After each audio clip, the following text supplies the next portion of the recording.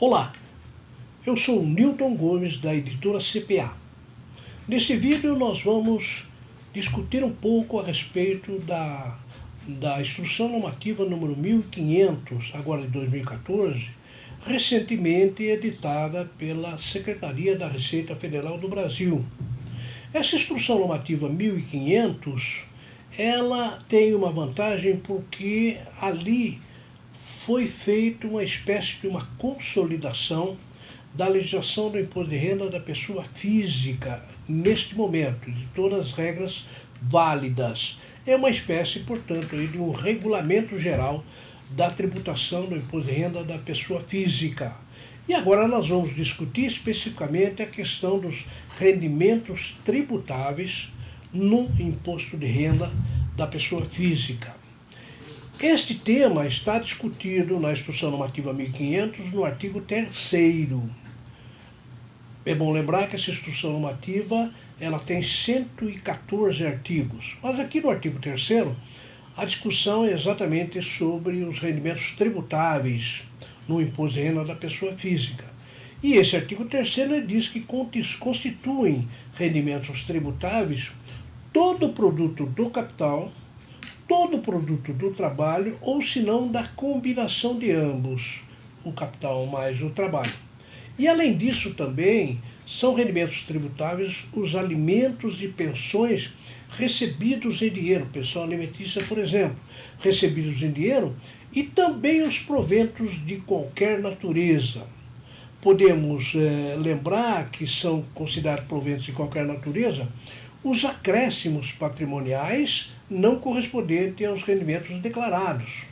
É exatamente por isso que a Receita utiliza bastante, com muita frequência, a declaração de bens e dívidas do contribuinte para verificar se o patrimônio dele cresceu na forma possível dos rendimentos que estão declarados. Muito bem, esse artigo 3º também diz que a tributação do imposto de renda da pessoa física independe da denominação do rendimento, dos títulos ou direitos, da localização, da condição jurídica ou nacionalidade da fonte, ou da origem dos bens produtores de renda e também da forma e captação da renda e proventos.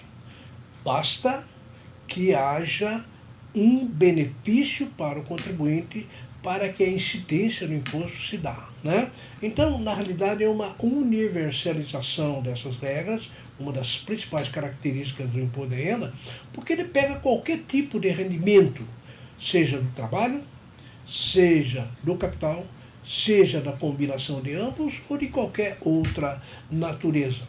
É importante lembrar que existem rendimentos que são pagos em bens e não em moeda corrente. Nessa hipótese, se houver pagamento em bens, o valor do serviço será estimado pelo valor do mercado do bem que está sendo recebido, né? Então, o importante é lembrar o seguinte, que a tributação se dá sempre no mês do recebimento do coisa, e considerando o recebimento, a entrega do recurso pela fonte pagadora, mesmo em alguns casos que o valor seja depositado em banco. Então, na pessoa física, vige sempre o princípio do regime de caixa, isto é, a tributação se dá na medida em que o contribuinte recebe o valor. É um pouco diferente, ou muito diferente, da questão da pessoa jurídica que tributa pelo regime de competência. Na pessoa física, não, o regime é de caixa, quando ele realmente recebe aquele valor. Algumas regras são especiais, como, por exemplo, os rendimentos que são comuns, produzidos por bens e direitos, né? Nós temos, por exemplo, rendimento comum no condomínio, né? Digamos, duas pessoas elas detêm a propriedade de determinado bem em condomínio, ou se não, no casamento, pelo regime de casamento, que existem bens que são comungados.